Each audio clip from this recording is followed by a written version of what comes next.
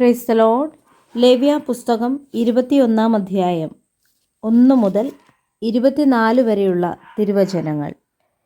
യഹോവ പിന്നെയും മോശയോട് അരുളി ചെയ്തത്, അഹരോന്റെ പുത്രന്മാരായ പുരോഹിതന്മാരോട് പറയേണ്ടതെന്തെന്നാൽ, പുരോഹിതൻ തൻ്റെ ജനത്തിൽ ഒരുവൻ്റെ ശവത്താൽ തന്നെത്താൻ മലിനമാക്കരുത്. എന്നാൽ തൻ്റെ അമ്മ, അപ്പൻ, മകൻ, മകൾ, സഹോദരൻ, തനിക്കടുത്തവളും ഭർത്താവില്ലാത്ത കന്യകയുമായ സഹോദരി എന്നിങ്ങനെയുള്ള ഉറ്റ ചാർച്ചക്കാരാൽ അവന് മലിനനാകാം. അവൻ തൻ്റെ ജനത്തിൽ പ്രമാണിയായിരിക്കയാൽ തന്നെത്താൻ മലിനമാക്കി അശുദ്ധനാക്കരുത്. അവർ തലമുടി വടിക്കുകയും താടിയുടെ അറ്റം കത്രിക്കുകയും ശരീരത്തിൽ മുറിവുണ്ടാക്കുകയും അരുത്. തങ്ങളുടെ ദൈവത്തിൻ്റെ നാമത്തെ അശുദ്ധമാക്കാതെ തങ്ങളുടെ ദൈവത്തിന് വിശുദ്ധന്മാരായിരിക്കണം. അവർ തങ്ങളുടെ ദൈവത്തിൻ്റെ ഭോജനമായ യഹോവയുടെ ദഹനയാഗങ്ങൾ അർപ്പിക്കുന്നു. ആകയാൽ അവർ വിശുദ്ധന്മാരായിരിക്കണം. വേശ്യയെയോ ദുർനടപ്പുകാരത്തിയെയോ അവർ വിവാഹം കഴിക്കരുത്. ഭർത്താവ് ഉപേക്ഷിച്ചു കളഞ്ഞവളെയും വിവാഹം കഴിക്കരുത്. അവൻ തൻ്റെ ദൈവത്തിന് വിശുദ്ധനാകുന്നു. അതുകൊണ്ട് നീ അവനെ ശുദ്ധീകരിക്കണം. അവൻ നിന്റെ ദൈവത്തിന് ഭോജനമർപ്പിക്കുന്നവനാകയാൽ നീ അവനെ ശുദ്ധീകരിക്കണം. അവൻ നിനക്ക് വിശുദ്ധനായിരിക്കണം. നിങ്ങളെ ശുദ്ധീകരിക്കുന്ന യഹോവയായ ഞാൻ വിശുദ്ധനാകുന്നു.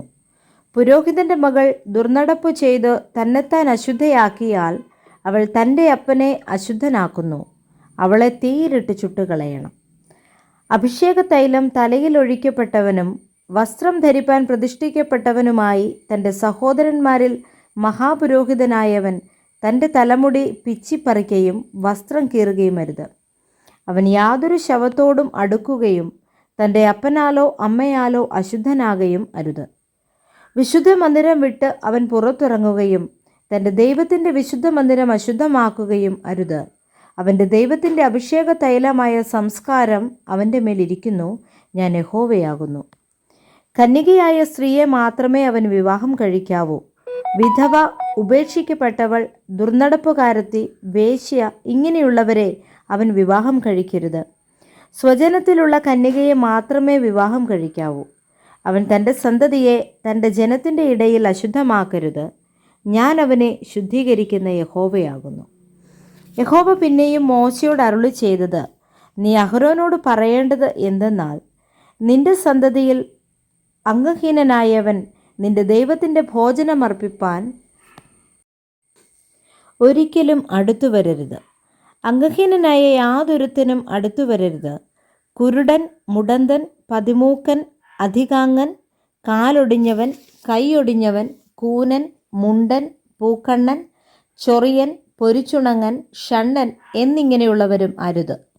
പുരോഹിതനായ അഹരോന്റെ സന്തതിയിൽ അംഗഹീനനായ ഒരുത്തനും യഹോവയുടെ ദഹനയാഗങ്ങൾ അർപ്പിപ്പാൻ അടുത്തു വരരുത്. അവൻ അംഗഹീനൻ. അവൻ തൻ്റെ ദൈവത്തിൻ്റെ ഭോജനം അർപ്പിപ്പാൻ അടുത്തു വരരുത്. തൻ്റെ ദൈവത്തിൻ്റെ ഭോജനമായ അതിപരിശുദ്ധമായവയും വിശുദ്ധമായവയും അവന് ഭക്ഷിക്കാം. എങ്കിലും തിരശ്ശീലയുടെ അടുക്കൽ ചെല്ലുകയും യാഗപീഠത്തിങ്കൽ അടുത്തു വരികയും അരുത്. അവൻ അംഗഹീനനല്ലോ. അവൻ എൻ്റെ വിശുദ്ധ സാധനങ്ങളെ അശുദ്ധമാക്കരുത്. ഞാൻ അവരെ ശുദ്ധീകരിക്കുന്ന യഹോവയാകുന്നു. മോശ ഇത് അഹരോനോടും പുത്രന്മാരോടും എല്ലാ ഇസ്രായേൽ മക്കളോടും പറഞ്ഞു. Praise the Lord. വായിച്ച തിരുവചന വേദഭാഗങ്ങളാൽ കർത്താവ് നമ്മെ എല്ലാവരെയും സമൃദ്ധിയായി അനുഗ്രഹിക്കുമാറാകട്ടെ. ആമേൻ.